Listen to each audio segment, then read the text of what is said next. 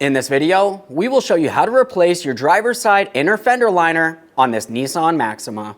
This will be located behind your front wheel. Let's get into it. Okay friend, let's get started on our job. Safely raise and support the front of the vehicle so the wheel's off the ground. Once you've completed that, we're going to remove all 5 of our 21mm lug nuts and we can get the wheel off of here.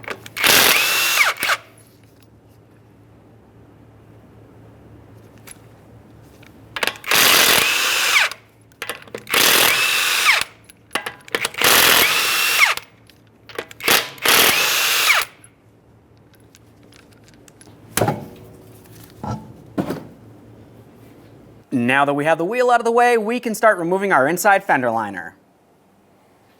Let's start removing these 3 push clips that are holding these 2 panels together. To remove your push clips, you want to carefully start removing the center portion to unlock it, and then you can remove the outer portion as well. I'm using a trim tool. You can use pretty much anything as a small prying device.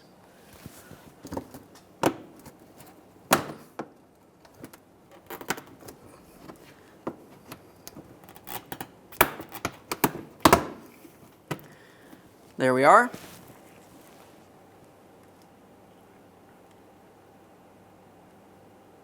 Just a quick inspection as we continue on. Replace these as necessary. Now we'll move up to the next one, same process.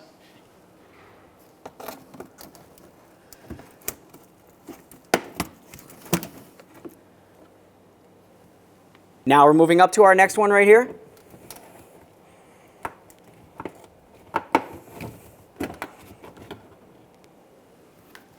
Now that we have all 3 of those push clips out, let's make our way underneath the driver's side front. Now under this area, we can see our bumper cover and our fender liner. There's 3 Phillips head screws holding them together.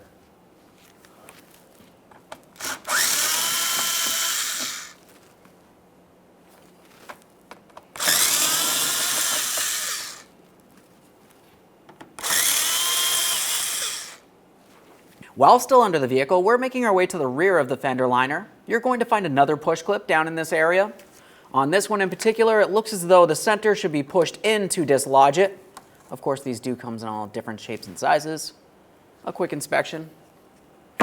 Now we're moving up from that point into the wheel well. You're going to find that you have 2 Phillips head screws to remove in this area.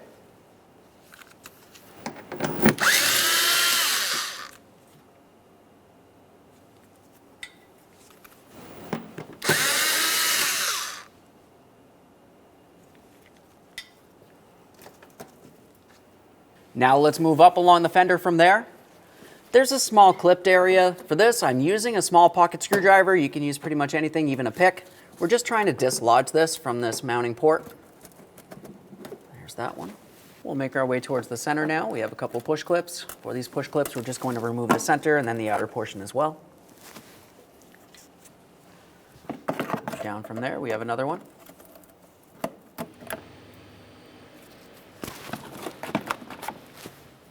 Now we're moving towards the center here.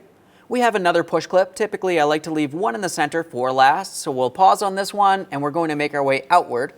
In this area along the fender, we have another one of those strange clips. We're going to make our way into the center with our small prying device. We'll start pushing that out and away from the fender.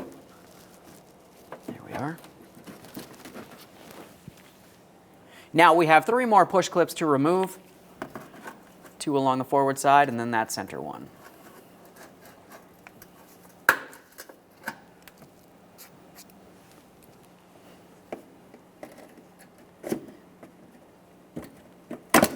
Under that.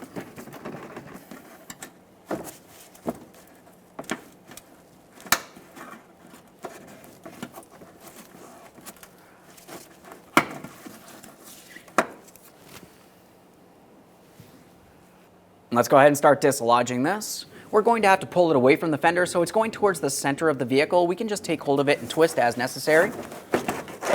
See that sliding out along here? There's one.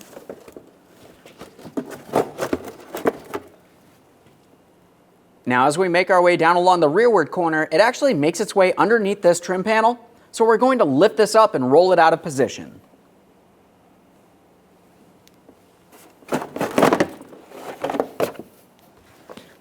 There it is, friend. Now on the original fender liner, there's going to be several things that we have to remove and transfer over to the new fender liner. Let's start on the forward area of the fender liner that makes its way under the bumper cover. There's going to be 3 adapters that we have to remove. For these, I'm just using a small prying device. I'll make my way under, gently pull it away. A quick inspection as we continue on. We'll set it aside and remove all the rest of these.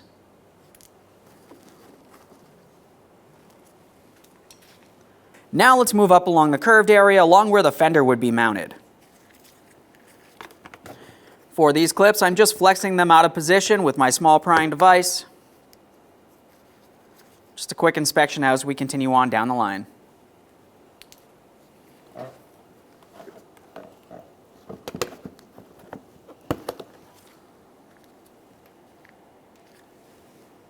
Let's prepare our new fender liner for installation. We're starting on the curved area where we just removed those 2 black adapters. For these, we want to make sure we have them in the proper orientation. We have this small hooked area that's going to be up along the top area where you can't see when this is actually installed in the vehicle. Just go ahead and press it right on there. We'll repeat the process for the next one. Proper orientation, slide it in. Now it's time for the forward 3 adapters. Now once again on these, we do want to make sure we have them in the proper orientation, so we have the threaded ports facing upward.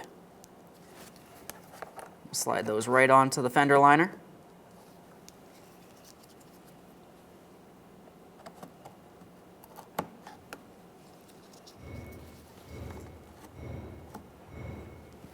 Let's get this in the vehicle. Now we can install that fender liner. When we do so, we want to start with the rearward side here. That has to actually make its way in and behind this trim panel. It's going to slide right down and in. After that, we'll continue bringing it into position, and we're going to pay attention along the fender itself. Just bring this right into the wheel well. Now I'm going to take the rearward portion, as I mentioned, and bring it up nice and high. We'll swing it down into position behind this. Let's continue on rolling this up into position now. Start bringing this over into position. Just want to press that on there. Make our way to the next one. Press that on there as well. In the center, we'll install one of our push clips.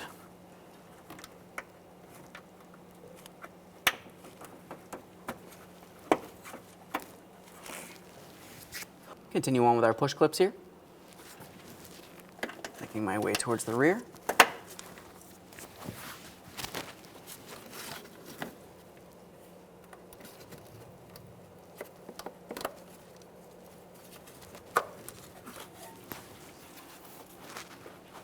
Continuing down along the back side of the fender liner, we're going to install our 2 Phillips head mounting screws here.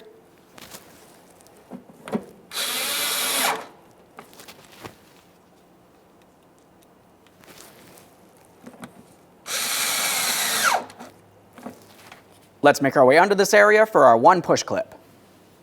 We got this aligned. Let's get that push clip in there. Now we're making our way across the fender liner towards the front here. Start putting in our push clips.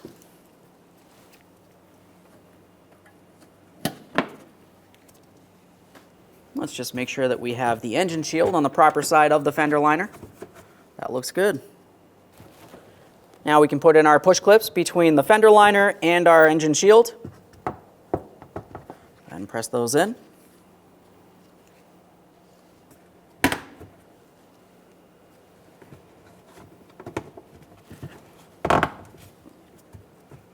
Double check, make sure everything's secured. Now we can make our way underneath the front area here, and we're going to install all 3 of our mounting screws, making their way across. We'll start them in. Once we have all of them in, we can snug them up.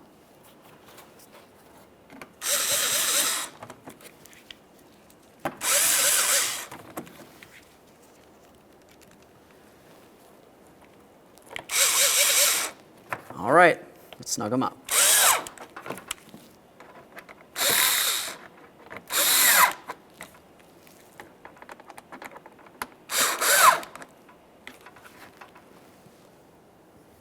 One last quick inspection in this area, we can reinstall our wheel.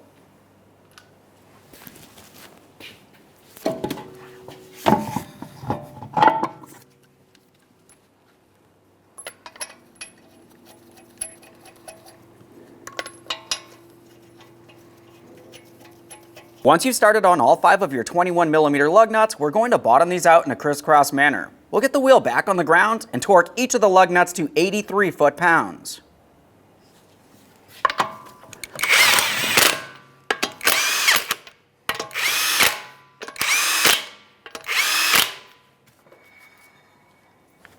Now we've got the wheel safely back on the ground, let's go ahead and torque these in a crisscross manner.